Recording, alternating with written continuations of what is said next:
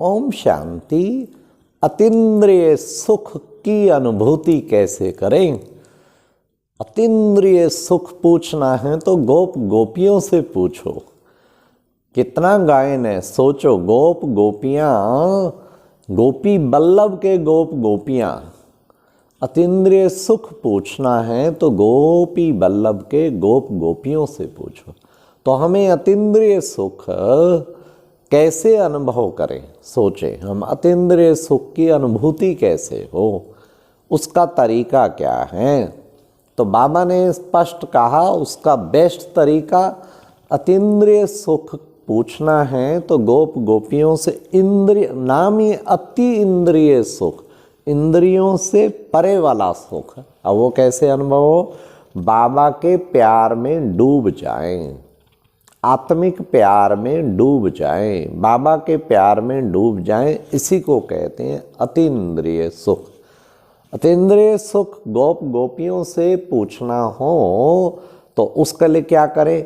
अब इसका तरीका यही है कि जब आप शरीर को पक्का लक्ष्य रखें कि शरीर भूल के और बाबा के प्यार में डूबना है, इतना सुख मिलेगा। सुख का सागर समझ के याद करें तो फिर सुख मिलेगा।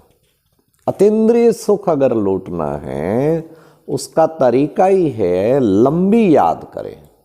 या कभी आप 3 घंटा लगातार बैठे, देखो अतीन्द्रिय सुख की कितनी सुंदर अनुभूति होती है। और उसमें एक संकल्प करें, स्पेशल बाबा की याद में बैठे और संकल्प करें, मैंने और कुछ नहीं, बाबा की दिल से गुणगान गाते गाते गाते उसके प्यार में डूब जाना है। तो फिर आप देखना कि कितना अतीन्द्रिय सुख होगा, इन इंद्रियों से परे वाला सुख। तो उसमें डूब जाएंगे। फिर चरित्र बाबा के साथ भिन्न भिन्न अनुभव करना, तो भी बाबा कहते अतीन्द्रिय सुख की अनुभूति होगी। ऐसा नहीं बैठ के चलते फिरते भी, कर्म करते भी अनुभव कर सकते हैं। कर्म करते चलते फिरते अच्छे अच्छे चरित्र बाबा के साथ जोड़ के तब हम अनुभव कर सकते हैं अतीन्द्रिय सुख।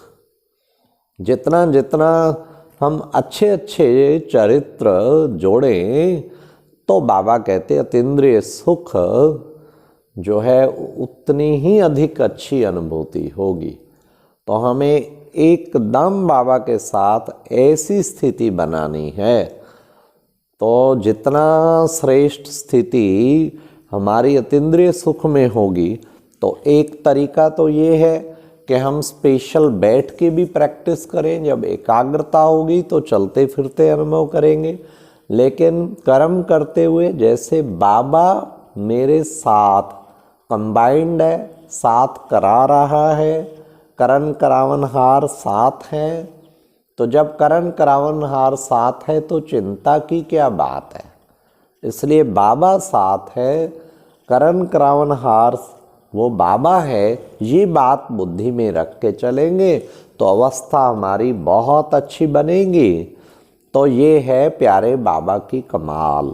इसलिए बाबा ने कितना सुंदर हमें बताया, अतीन्द्रिय सुख पूछना है तो गोप गोपियों से पूछो। डूबे रहें बाबा के, मतलब लगातार बाबा की याद में कोई डूब जाए, तब है अतीन्द्रिय सुख की अनुभूति। तो मतलब एक तो बाबा के विभिन्न संबंधों का, एक एक संबंध का गहराई से अनुभव करना, उससे भी अतीन्द्रिय सुख की अनुभूति होती है। बाबा की गहराई से संबंध जोड़ के उनके चरित्र अनुभव करना, उससे भी अतीन्द्रिय सुख की अनुभूति होती है।